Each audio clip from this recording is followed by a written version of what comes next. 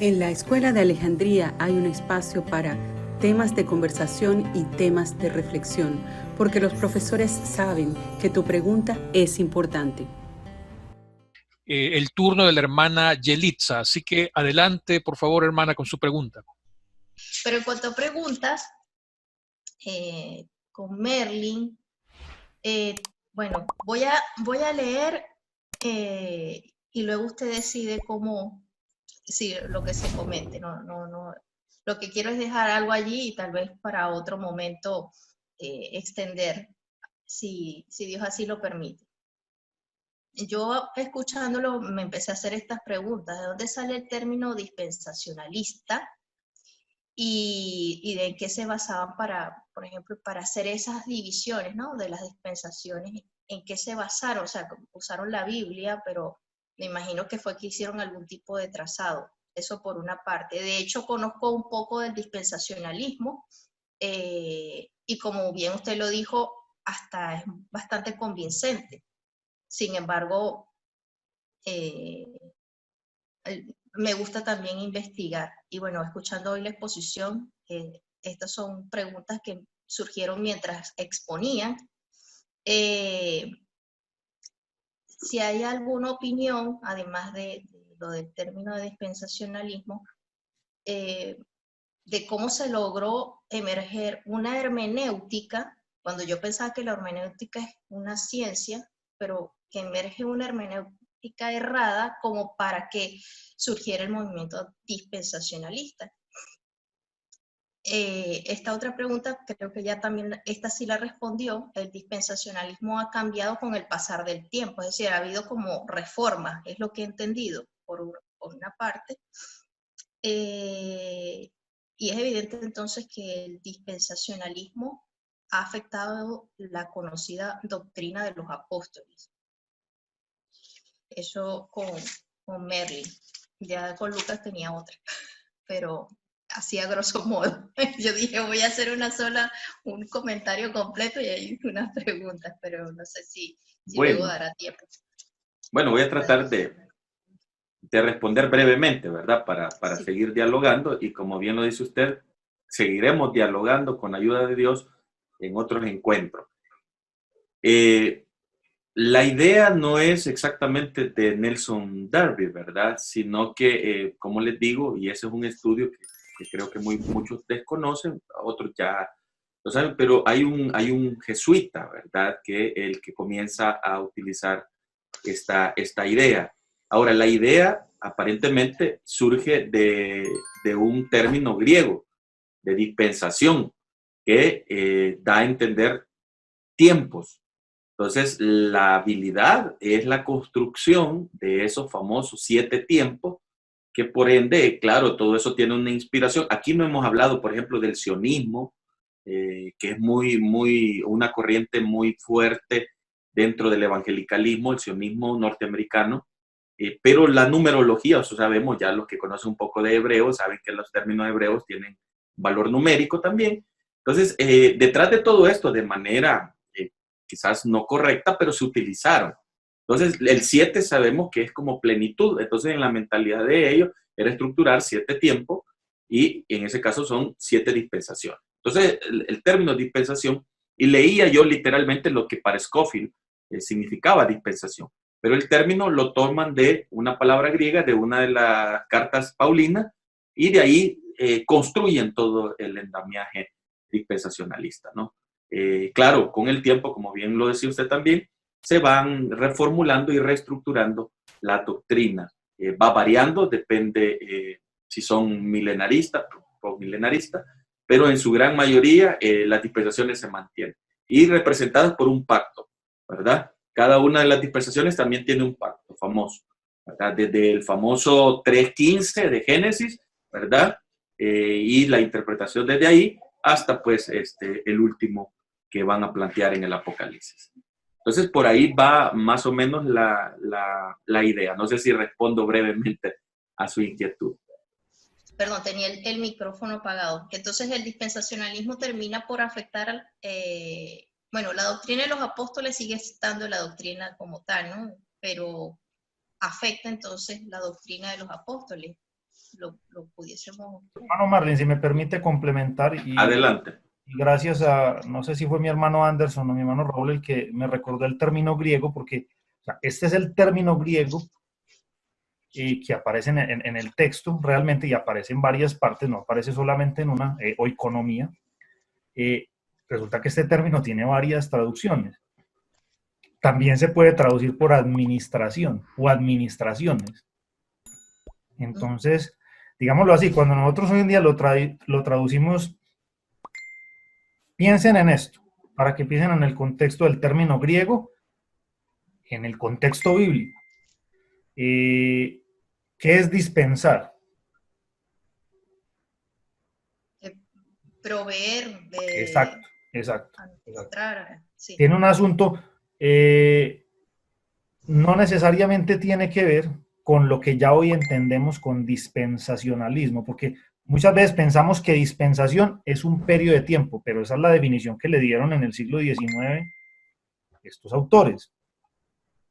Pero resulta que el término en su contexto es un asunto de administración, de las formas de administración de Dios. Entonces, ya de ahí se va a derivar esa teología que va a dividir, y eso es una manera pedagógica interesante, pero tiene su peligro, porque entonces divide los periodos de la historia bíblica en, digámoslo así, 6 maneras en que Dios ha administrado el mundo. Y afirman casi que a rajatabla que eso es inmutable de generaciones, o sea, aquí lo administro así, después lo administro así, y después así, y eso no está como entrelazado, y eso es delicado. O sea, hay algunas afirmaciones allí que son delicadas y no es tan sencillo. O sea, eso no es tan matemático, tan como lo quisieran presentar. Tiene muchos puntos flacos. O sea, tienes muy... yo lo puedo decir, lo voy a decir desde mi profesión. A veces uno usa las divisiones históricas tradicionales como una herramienta pedagógica, pero no dejan de ser una aberración y una trampa a la vez. O sea, por ejemplo, voy a poner un ejemplo. La Edad Media comienza en el año 476 con la caída de Roma. ¿Usted cree que la gente en el año 475 se dijo, qué berraquera, muchacho, estamos en la Edad Media? No. O sea, eso no, o sea, la historia no se parte así que tan. No. Exacto. De hecho, en teorización histórica se habla de un siglo largo. Por ejemplo, se dice que el siglo XIX realmente termina es con el principio de la Primera Guerra Mundial. ¿Y cuándo comienza la Primera Guerra Mundial? 1914. Exacto. Algunos dicen, por ejemplo, ya hablando muy modernamente, esos delicados, todavía está por verse, pero dicen que realmente cuándo termina el siglo XX, con los atentados del 11 de septiembre. O sea, hay eventos coyuntura que... Pero pensar que el mundo cambió de la noche a la mañana por un evento también es... O yo le hago una pregunta. Usted el 10 de septiembre del año 2001 estaba pensando y tenía unas metas en la vida, y el 13 de septiembre del 2001 ya tenía otras metas en la vida. No. O sea, eso, partir esas rajatablas es, vuelvo y repito, es una herramienta pedagógica para tratar de ubicarnos. Pero ojo con esos rigorismos. Yo solo le leería para dejar ahí lo que literalmente dice Scofield. Yo lo mencioné, pero ahora lo leo para responder. Dice él, dispensación es un periodo de tiempo durante el cual el hombre es sometido a una prueba de obediencia a una revelación específica de la voluntad de Dios. Eso en palabras quizás del máximo exponente del dispensacionalismo, ¿verdad? Entonces, por ahí va muy bien lo que aclara mi hermano Lucas. Yo creo que solo esto requiere otro encuentro, hermano Lucas y hermana Elisa, ¿verdad? Sí. Un gusto. No sé, Yelitza, si quieras darle o quieras algún detalle sobre otra pregunta de las que tienes, porque es que hiciste Eh, preguntas que ameritan una charla entera, créeme que sí. Sí, presté mucha atención y estaba ahí copiando y decía, pero esto es demasiada información, demasiada, pero Sí, bueno, está bien. no, Eh, y créanme, hermanos, que se nos quedó mucho en el tintero, por eso estamos tratando de darlo en... sí, entre pregunta y comentario, utilizaste, Lucas, desdivinizar, ¿no? Sí, Con sí. respecto, ajá. El desdivinizar y solo humanizar. ¿Están implicados también supuestos cristianos en esto del Jesucristo histórico? Quiero decir, cuando Sí, comienza ese sí. movimiento. A ver, de hecho, si vos te pones a buscar qué fue este movimiento de la Old Quest o la búsqueda del Jesús histórico, había teólogos claramente reconocidos como cristianos y algunos que inclusive estaban implicados en actividades de cuidado de personas, o eran pastores, pues, para que me entiendan. Eh, Mm, y entonces esto obviamente, muchos van a ser expulsados de sus denominaciones por escribir cosas de estas. Hay un nombre, si te voy a dar un nombre en especial, que el sujeto era pastor y fue uno de los que escribió uno de estos textos ya de un Jesús totalmente humano, David Friedrich Strauss, o Strauss pues pronunciado en austríaco. español. Sí, y a ver, o sea, es que, a ver, aquí hubo historiadores implicados, pero también hubo muchos teólogos.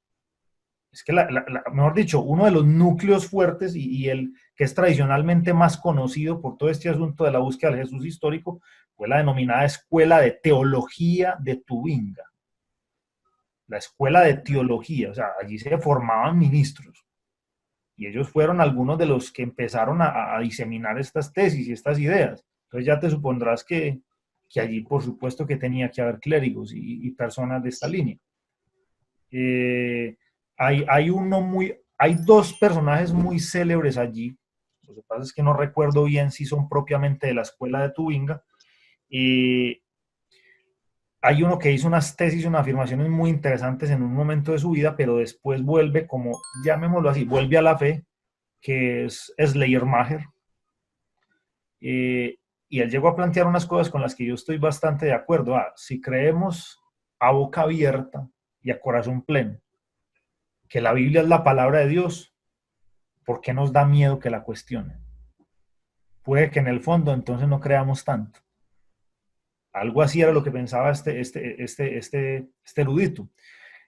Otro que perteneció a esta línea de estudios es el que seguramente el nombre le suena para algunos, Bultmann, de apellido Bultmann. No recuerdo ahora el nombre, no sé si mi hermano Rudolf Bullmann. También estuvo adscrito a esta línea. Lo que pasa es que, a ver, también tenés que tener claro, el proyecto, la búsqueda del Jesús histórico, tiene obviamente sus dos variantes. Los que llegaron a la afirmación de un Jesús totalmente humano y los que llegaron a la otra parte. Los que no dejaron de ver a Dios en ese Cristo humano. ¿Sí me entendés? O sea, se produjeron los dos tipos de trabajo. Entonces vas a encontrar escritos de parte y parte. Y obviamente es una línea de estudios que se va a focalizar no solamente en la persona de Jesús como elemento histórico, como personaje histórico, sino también en un estudio heterodoxo, o sea, no tan tradicional de la historia del cristianismo de los primeros siglos. De allí, de hecho, de algunos estudiosos de esta escuela va a salir una tesis muy interesante que es la que está, digámoslo así, arrasando hoy en los estudios sobre la iglesia primitiva, que seguramente muchos ya la han escuchado o han escuchado una de sus variantes, sus explicaciones, y es la división del cristianismo, al menos en dos grandes ramas, en el primer siglo. Un cristianismo de corte paulino y un cristianismo de corte petrino. O sea, un cristianismo gentilizado y un Sí. cristianismo judaizante. Estas son tesis que se van a proponer y se van a comenzar a profesar y a estudiar a profundidad en el siglo XIX en la escuela de Tubinga, entre otras escuelas de teología principalmente alemanas. Bueno, los últimos comentarios de mi parte es, me gustaría eso, de que en algún momento se hable un poquito más del origen, en otro momento, del psicoanálisis, que mencionaste algo allí, Lucas, con respecto a cómo surge no sé si llamar ciencia o disciplina, pero mencionaste al respecto. Eso lo dije antes y lo vuelvo a decir porque sí me gustaría, porque incluso escuché una exposición en una ocasión de un cristiano que acusaba a la psicología de presentarla como tal vez eso, una disciplina o una ciencia, pero que tenía muchos matices espirituales. Yeli, pero ten en cuenta, el psicoanálisis no es psicología. Son dos cosas muy diferentes. Ya ves que es necesario hacer una tertulia a veces. Dos cosas muy diferentes. Y por último, pues entonces, a manera de conclusión o de interrogación sería la doctrina o enseñanza del arrebatamiento o rapto es falsa o es cuestionable.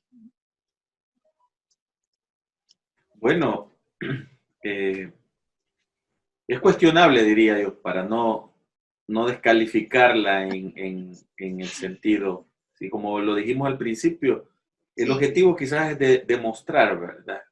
La mejor manera es quizás, pues si aquí hay muy buenas personas que trabajan en exégesis, quizás planteando los textos que son la bandera de esta doctrina, plantearlos con una buena exégesis y ahí pues automáticamente nos daríamos cuenta sobre qué está fundamentada la enseñanza del rapto, ¿verdad? Creo que sería, aunque como les decía, aquí tengo a la mano y se lo voy a mostrar, tal vez si lo pueden conseguir o comprar, este libro que está en inglés, ¿verdad? Que habla exactamente de el Apocalipsis americano. Y aquí está detallado toda la parte histórica, ¿verdad? De la doctrina del rapto, ¿verdad? Entonces es una recomendación. En castellano hay muy poco. Por eso en inglés creo que este material es de lo mejor y recomendadísimo, ¿verdad? Porque en español es muy, muy poco y muy breve lo que se da. Casi todo es apologético.